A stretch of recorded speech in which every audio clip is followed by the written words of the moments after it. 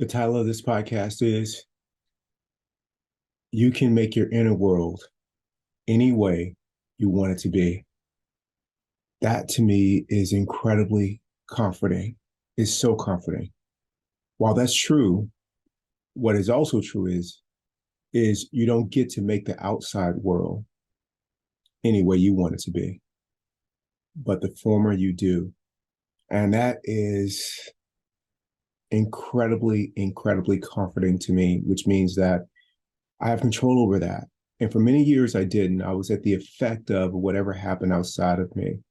What other people said and did, it would hit me in some kind of way, hit my stuff, trigger me, whatever the words you want to say or use.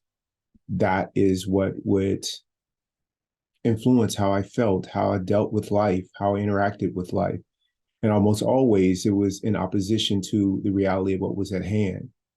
When I started to get wise, and suffering got me to be wiser, but when I became wise, it became clear to me what I did have control over, and that's my inner self. And so I started working on that over the last 8 years and working so that no matter what showed up in the world, I would be okay with it. But how most people live is the exact opposite.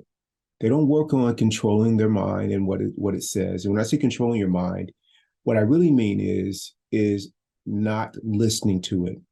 And so the mind is going to do what it does, especially early on, if there are some habits and some patterns that have been encoded, from past experiences, whether they be hurts or whether they be great experiences. That encoding will oftentimes influence or help you develop a track in how you interact with the world. And it also comes with expectations of the way that you need things to be for you to be okay inside. But again, the outside world is out of our control, from the weather to the economy to how other people show up, whether they're close loved ones or whether they are colleagues at work or strangers.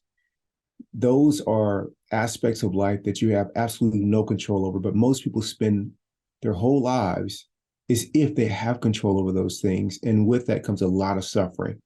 If you were like me, you were unaware that you were suffering, but there was no inner peace going on.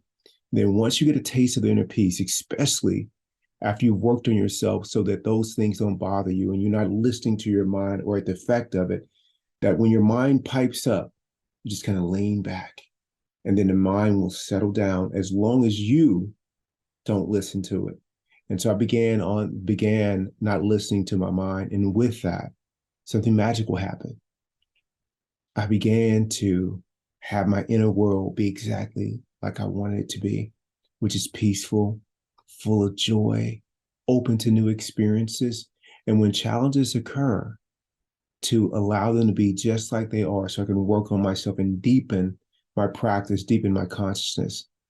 So if you want to have an inner world that's peaceful, then work on that. And at the same time, let go of needing the world or people to be a certain way. And that is a game changer. It has been for me, and I hope it will be for you too.